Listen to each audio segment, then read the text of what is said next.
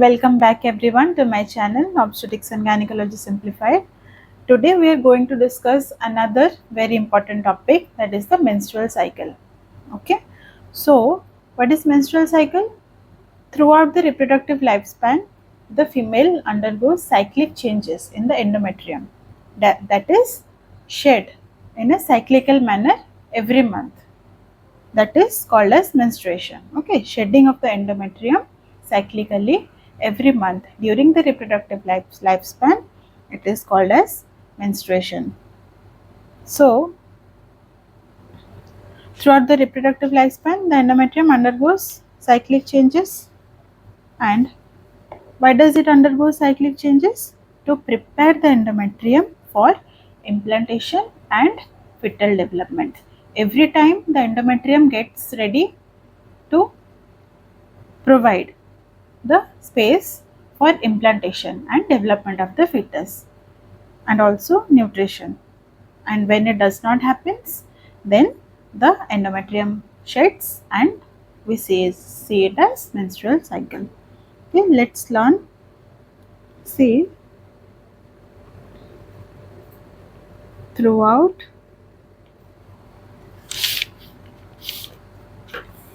a reproductive lifespan,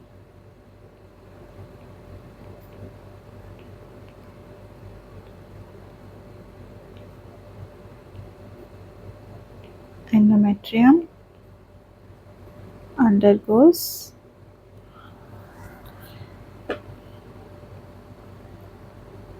cyclic changes to prepare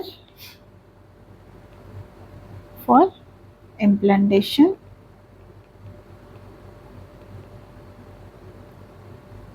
and subsequent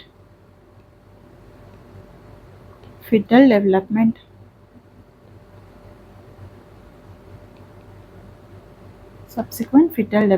And then at end of each cycle,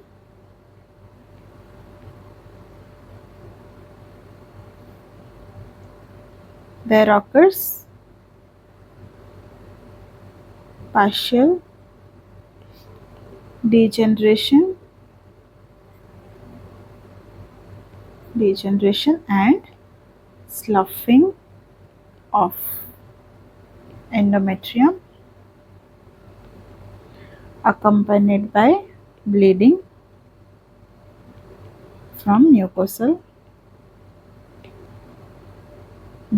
vessels. This is called as menstruation.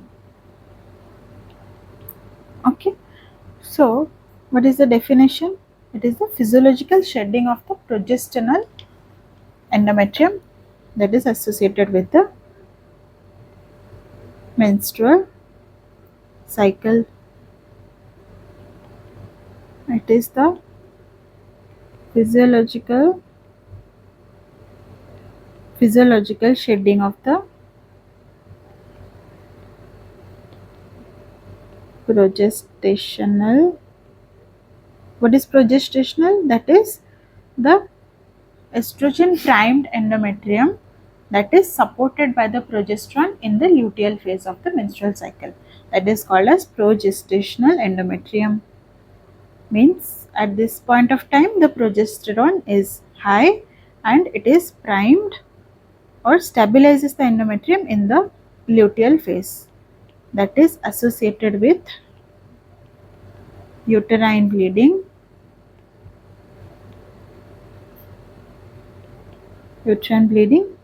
that occurs in a monthly interval.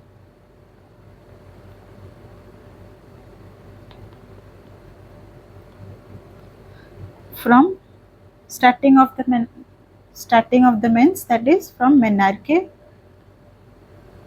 and end it is called as menopause, that is from menarche to menopause. Okay, so in this menstrual cycle we will discuss in 3 headings. What are the cycle that is involved? This whole process involves both an ovarian cycle as well as the endometrial cycle. Means these hormonal changes that will occur in a female reproductive system under the influence of the HPO axis, there will undergo both endometrial changes as well as the ovarian changes. The endometrial changes that occurs, it is called as endometrial cycle, and the ovarian changes that occurs in the ovary, it is called as ovarian cycle. Okay, so we will discuss about each thing. First the ovarian cycle and then the endometrial cycle, and also we need to learn about the ovarian feedback loops, not ovarian feedback loops. So what is feedback loops? First definition we have covered. Then what is feedback loops? Feedback loops, it is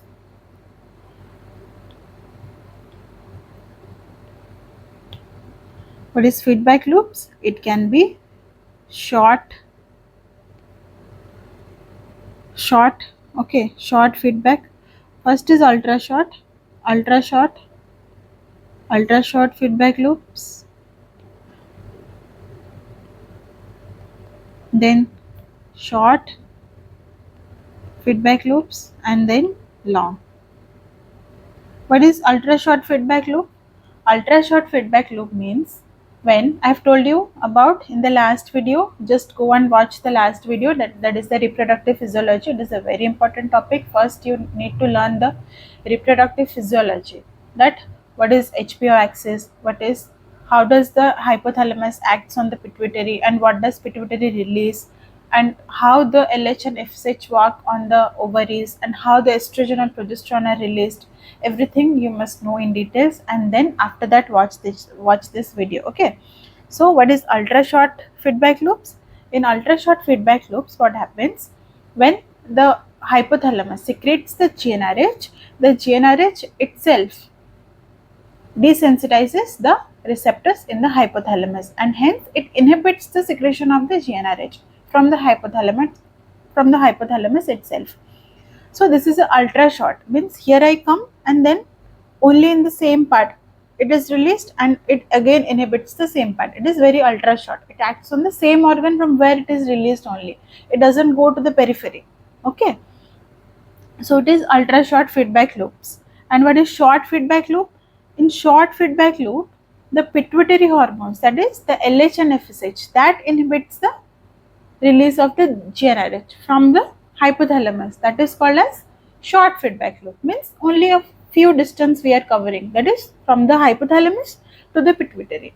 The pituitary hormones, it inhibits the hypothalamus hormone. Okay, that is the short feedback loop. And what is long feedback loop? That means the peripheral glands, that is the ovaries, okay, that secretes estrogen and progesterone. When the peripheral organs, the peripheral glands or the target glands, that inhibits the pituitary and the higher function, that is the hypothalamus. It covers a very long distance, so that is a long feedback loop. And ultra short feedback loops as well as the short feedback loops, both are inhibitory. Okay, but long feedback loop, it can be both inhibitory as well as stimulatory. Okay, we'll write it down. That is the feedback loops. We will write it down first. The ultra short, short and long. Ultra short, what happens in ultra short feedback loops? That is inhibition of GnRH, that is from the hypothalamus it is secreted. Okay, this is the hypothalamus and this is the pituitary, this is the hypothalamus. Okay, GnRH is released from the hypothalamus and it inhibits itself. So this is the ultra short feedback loops. It GnRH desensitize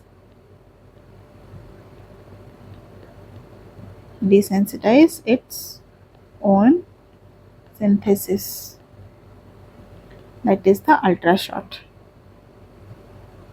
That is only at a certain level. When it reaches a certain level, then only it desensitizes its own receptors, and hence its own synthesis is hampered at a certain level.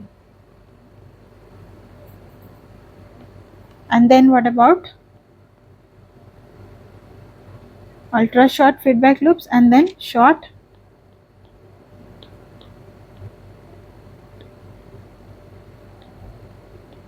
feedback loops? It occurs between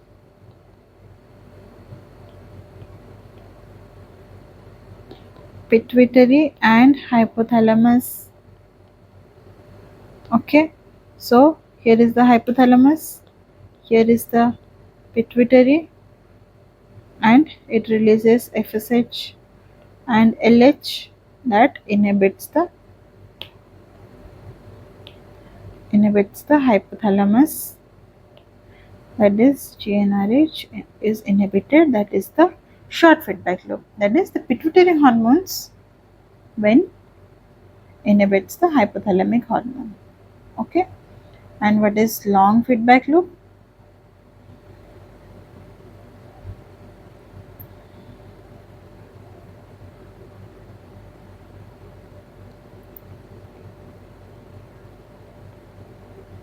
Long feedback loop can be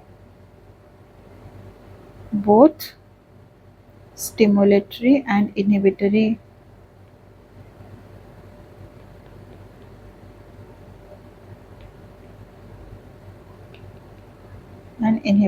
As I've told you earlier, that it can be both stimulatory and inhibitory.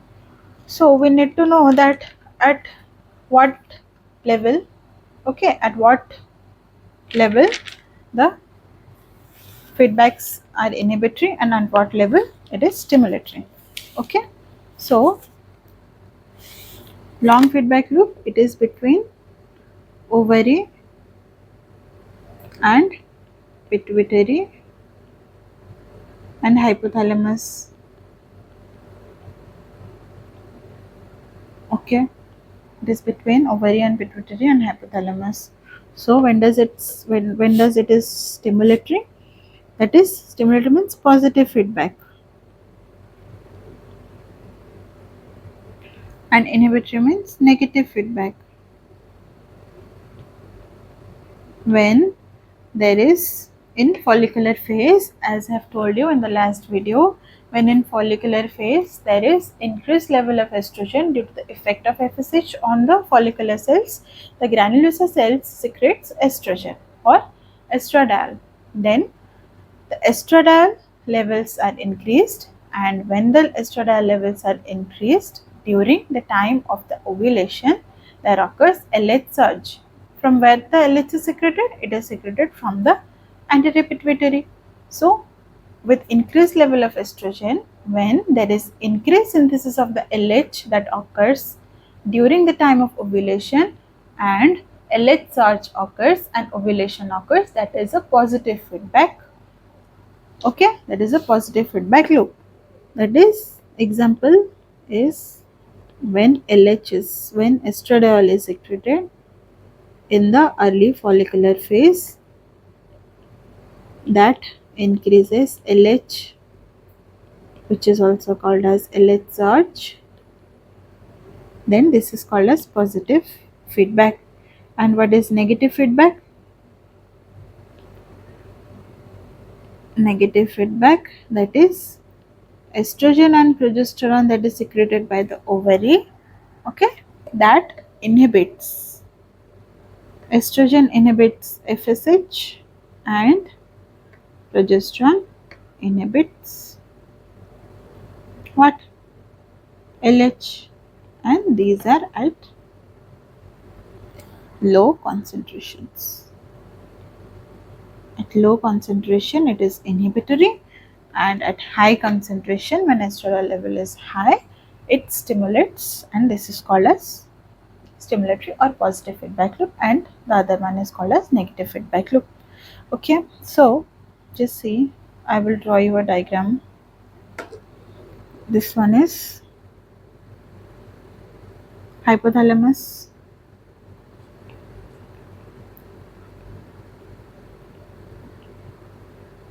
hypothalamus, and then this is pituitary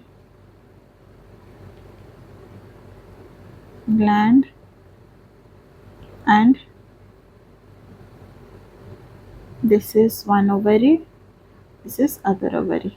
Okay, so let's draw.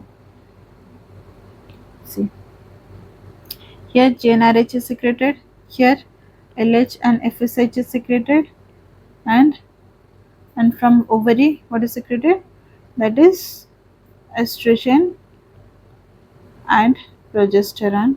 Okay, estrogen and progesterone are secreted, and also inhibin A, B. Okay, so when in low amounts, it inhibits both pituitary as well as hypothalamus, and when in high amounts, that is when estradiol is secreted in late follicular phase, then it is stimulatory to the pituitary to secrete LH. Okay, that helps in ovulation. Okay, so this is the diagram for a very clear understanding of the negative feedback loop as well as positive feedback loop of the what? Long feedback loops. Okay, this is a very clear demonstration. I hope you understood. If any doubt, you can just ask in the comment section, or you can just telegram all your doubts. I will be solving it down for you. Okay, so now let's come to the this one we have covered about the feedback loops. Then we will come to the ovarian cycle, that is what all processes or what all changes that occurs in the ovary, so that we call it as the ovarian cycle. What all changes occurs in the last lecture I have told you about the ovarian cycle in clear details. I have told you. Here I will just revise and will write few points regarding ovarian cycle. Okay, so in what occurs in ovarian cycle? In ovarian cycle, see in this diagram, this is the changes that occurs in the ovary. Okay, what happens? Ovarian cycle consists of two phases. What is this? That is follicular phase and luteal phase. And in the mid cycle there occurs ovulation. So we can just divide into three parts, that is follicular phase, ovulation and luteal phase. In follicular phase, I'll tell you in short. In follicular phase what happens? That is development of the follicles. And when the Graafian follicle, when there is development of the follicle, subsequently a dominant follicle is selected and the dominant follicles undergoes ovulation. Okay, the dominant follicle is called as the dominant or mature follicle. It is called as Graafian follicle, and at the time of ovulation, it ovulates and the secondary oocyte is released along with the first polar body. Okay, when meiosis 1 is complete, then that is the ovulation part, and then after ovulation there occurs luteal phase. Okay, why it is called luteal phase? Because there is formation of corpus luteum, so it is called as luteal phase. What happens in the ovary? Here I have told you in the last video that there are many primordial follicles. Okay, from the previous cycle there is subsequent increase in the FSH level. So in the early follicular phase what happens? There is increased level of FSH. So the primordial follicles is converted to primary follicle is converted to secondary follicle it is converted to the Graafian follicle, and that Graafian follicle at the late follicular phase will undergo ovulation under the effect of LH surge. Okay, I will explained you in details. Let's write it down. The ovarian cycle, I will write it down. It consists of what? Follicular phase and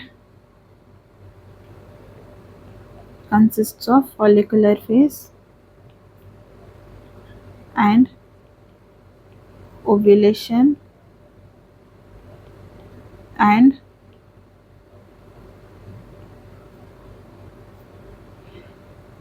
ovulation and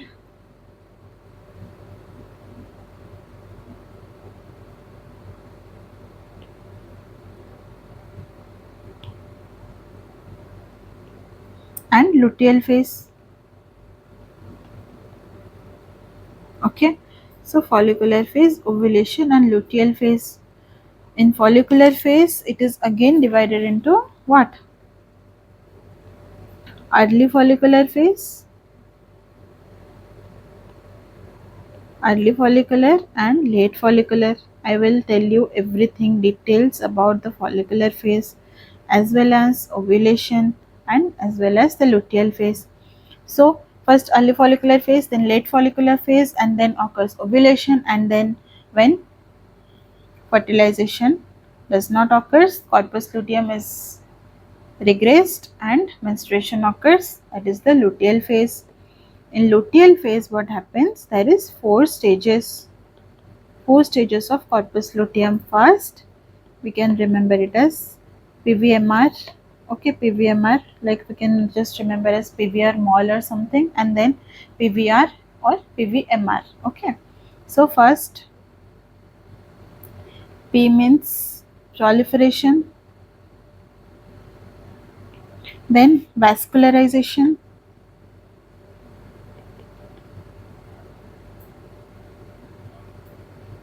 then maturation of the corpus luteum, and then regression of the corpus luteum. When it regresses, then it leads to menstruation. So these are the four stages of luteal phase. That is how a corpus luteum develops. It proliferates, then it gets vascularized, then mature, and then it is when it is not fertilized, then it undergoes regression that leads to menstruation. Okay, and why it undergoes regression and also why it leads to menstruation, I have told you that because it is regressed. As it is regressed and does not get the support of HCG or pregnancy, LH is decreased, and because there is no pregnancy, so what happens? There is no support to the corpus luteum. HCG is not given, not provided to the corpus luteum, so it undergoes degeneration. And when it undergoes degeneration, the progesterone that was being supplied by the corpus luteum, it decreases. Okay, and there occurs atresia of the corpus luteum and the progesterone is decreased, and we know that when the progesterone is decreased, there occurs shedding of the endometrium and leads to menstruation. Okay, I hope I'm very clear, and if at all you don't understand, just go on a repeat mode of this lecture and I'm sure that you will understand it very well. And it will take some time, but give some time and just go through several times so that you could just figure out what is happening in the menstrual cycle and what is happening in the ovarian cycle. Okay, that is very important. And then we will go to the follicular phase. Okay, so follicular phase, what happens?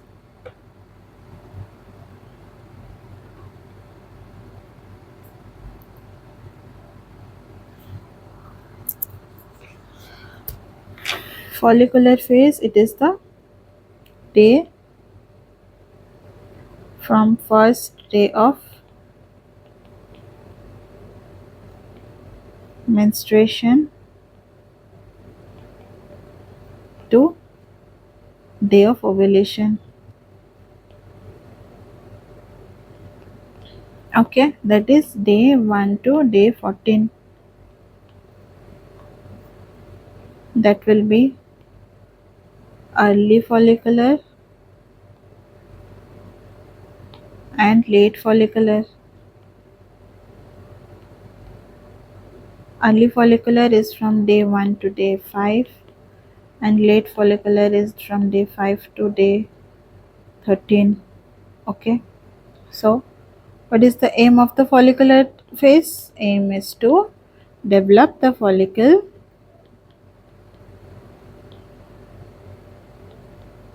which is capable of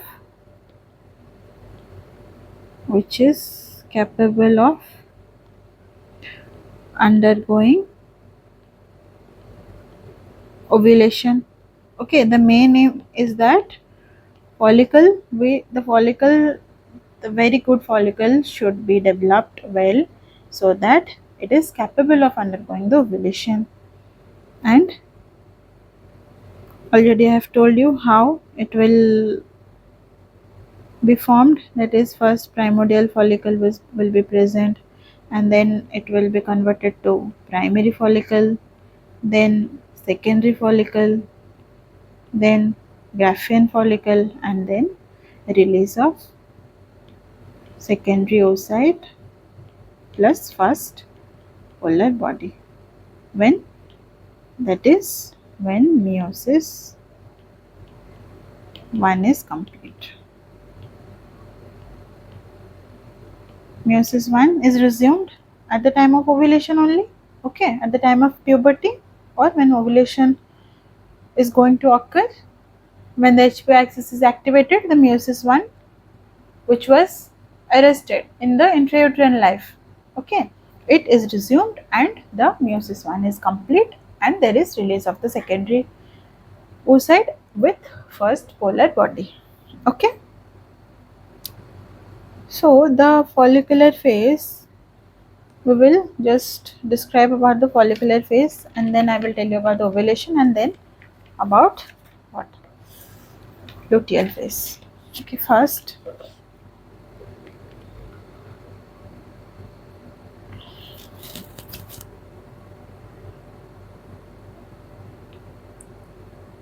early, just make it with me in a ovulatory phase. Okay, here follicular phase, let's make it a clear diagram here. Okay, first early follicular phase,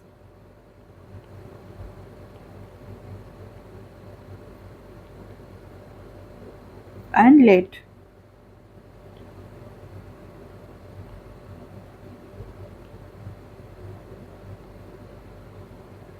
What happens? First time, then ovarian follicle size, third hormonal changes,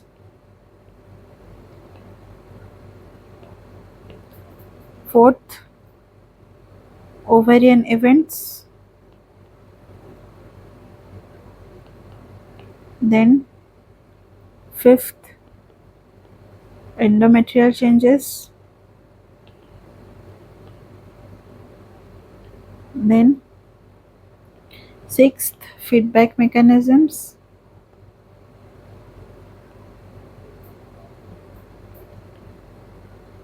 and then seventh is the cervical mucus. What all changes?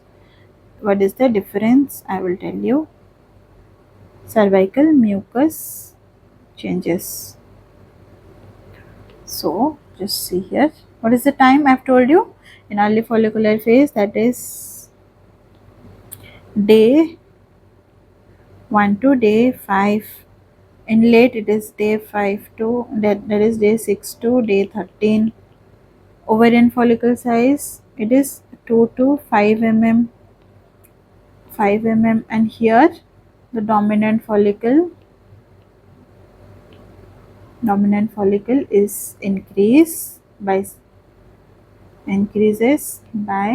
2 mm per day, 2 mm per day, to reach maximum size of 18 to 20 mm, after which it will undergo ovulation. Okay, and what are the hormonal changes? Hormonal changes occurs first. There is increased level of FSH.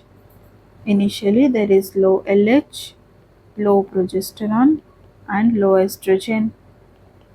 Then gradually there is increased level of estradiol in the late follicular phase, because the granulosa cells are increasing and it secretes more amount of estradiol, and as the follicles are getting mature, there is increase in levels of granulosa cells that secrete more amount of estradiol.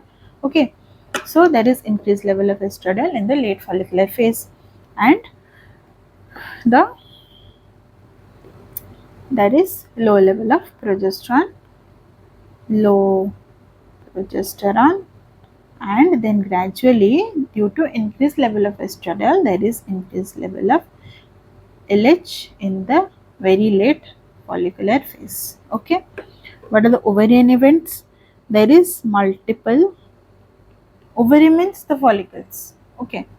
So in ovarian events what happens? Multiple antral follicles that are present. Okay. That develops, and here only one dominant follicle is selected in the late follicular phase, and that only undergoes maturation to form the Gaffian follicle, while other non-dominant follicle regresses or undergoes atresia. Okay, and then what are the endometrial changes that occurs? Endometrial changes that occurs due to increased level of FSH. What happens due to increased level of FSH, and initially due to low estrogen, what happens? The estrogen level is increasing, so proliferative phase begins. First, menstrual shedding from the previous cycle, and then endometrium starts proliferating, and here proliferative phase of the endometrium. As the estradiol level is increasing, so the endometrium is proliferating.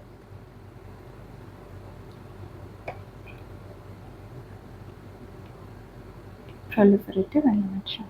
Okay.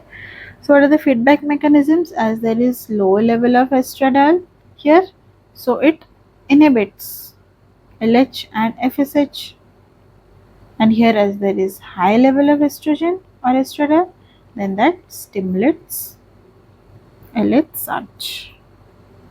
Okay. And what about the mucus changes? Here, due to low level of estrogen, there is thick, scant and viscous mucus, cervical mucus, that is unfavorable for sperm penetration. But here, due to increased level of estrogen, the cervical mucus is thin and watery, that enables the sperm to enter. Okay. So, understood the difference between the early follicular phase and late follicular phase. Now we will then move to ovulation. After the follicular phase is over, that undergoes ovulation. So now we will learn about ovulation.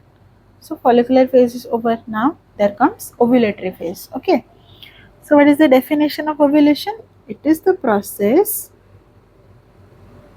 I will write. It is the definition.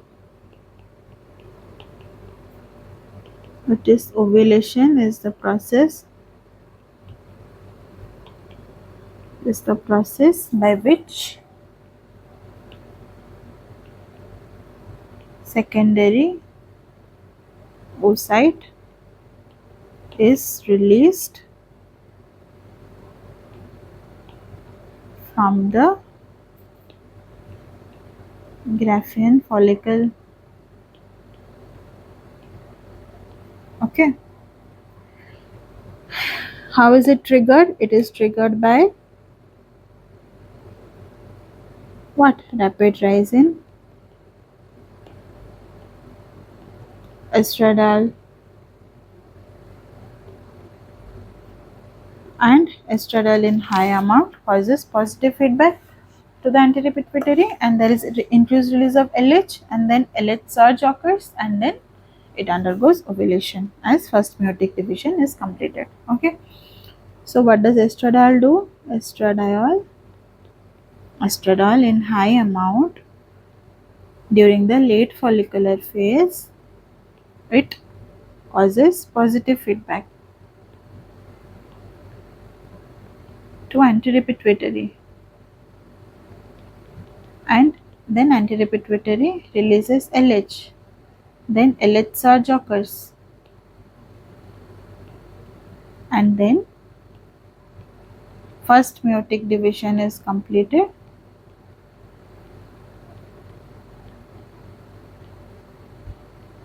and then what happens? There occurs ovulation. Okay, that is release of the secondary oocyte along with first polar body. And how does the ovulation occurs? Okay, you must be knowing. See this one. Let this is the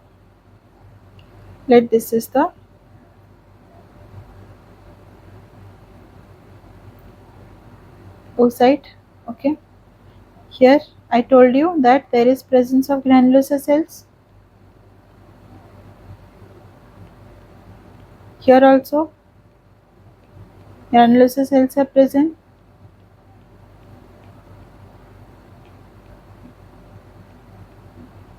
and more amount of granulosa cells are present here. In the mature follicle, Graafian follicle, this is a Graafian follicle. Okay, in a Graafian follicle, see this one, and what is this? This is the antral fluid, and here outside it is the theca cells.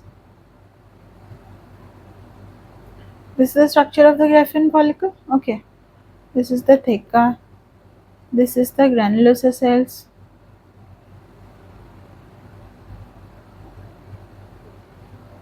and this is the what? Antral fluid.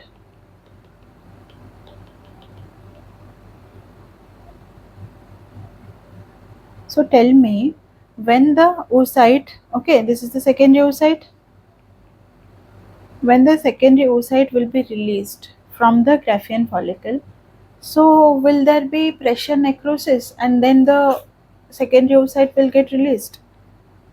Yes, also there will be pressure necrosis, but the main mechanism of release of the secondary oocyte from the Graafian follicle is not pressure necrosis, that is necrobiosis. How it occurs? Necrobiosis occurs when in the antral fluid what is present? See, in the antral fluid what is present? There is presence of what? Plasminogen. I will write here. There is presence of plasminogen. In the granulosa cells, there is presence of plasminogen activators. Plasminogen activators. What they do is they convert plasminogen to plasmin. Okay, so this is an active enzyme, active, and this causes necrobiosis. Necrobiosis, okay, and then the granulosa cells are separated, theca cells are separated, and there is release of secondary oocyte released. Okay, when the plasmin causes necrobiosis. So what happened? The antral fluid contains plasminogen. Okay, the granulosa cells, these are the green are the granulosa cells, they contain the plasminogen activators. Okay, then when it acts on the plasminogen, that is the plasmin, when the plasminogen activators that acts on the plasminogen, that causes activation of the plasmin or conversion of the plasminogen to the plasmin, and then that causes necrobiosis of the theca cells as well as the granulosa cells, and there is necrobiosis and release of the secondary oocyte into the surrounding, and this is called as ovulation. So the primary mechanism is not pressure necrosis, the primary mechanism is necrobiosis. Primary mechanism is necrobiasis rather than pressure necrosis.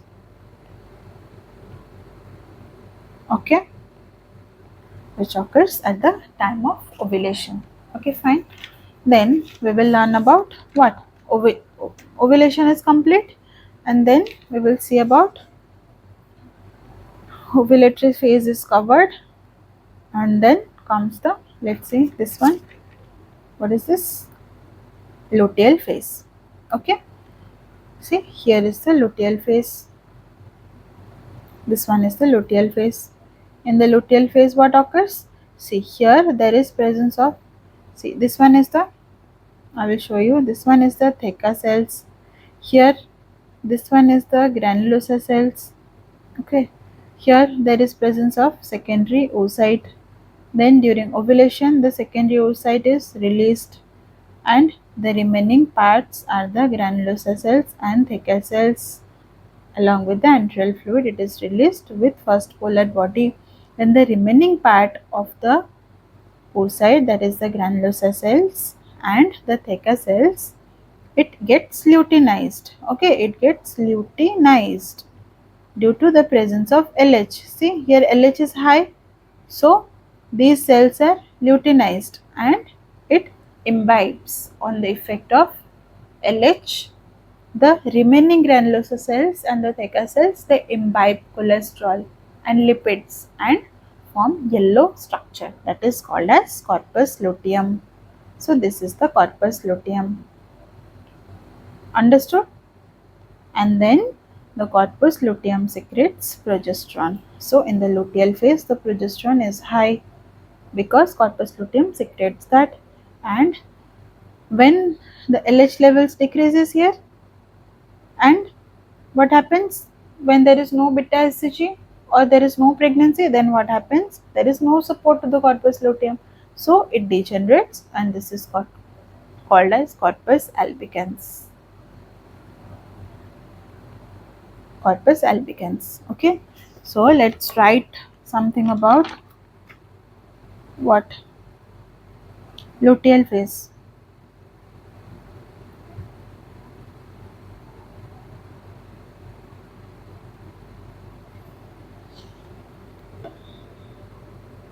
What happens in luteal phase? It is from day 15 to, that is after ovulation, so day 15 to day 28 of menstrual cycle, that is the luteal phase. Then after ovulation corpus luteum is formed. I've already told you everything, I'm just writing it down so that you can just make a note of it. You can revise it later. Corpus luteum, and how it is formed. Corpus luteum is formed when the remaining part of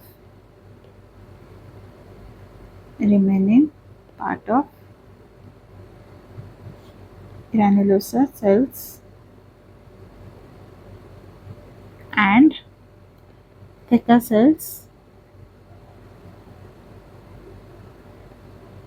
cells imbibe lipids into it and become yellowish.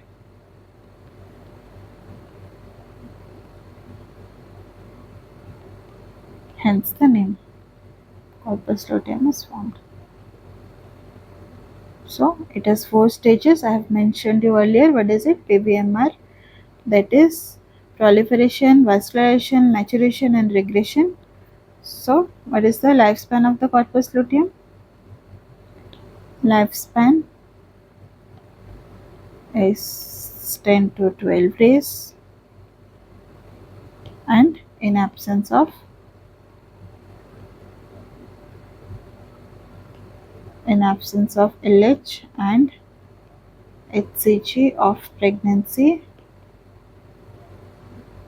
it undergoes regression, and hence when it regresses, it was before producing progesterone, so progesterone is decreased and there occurs menstruation. So menstrual phase comes. Menstruation. Okay, and then we will learn about what? Endometrial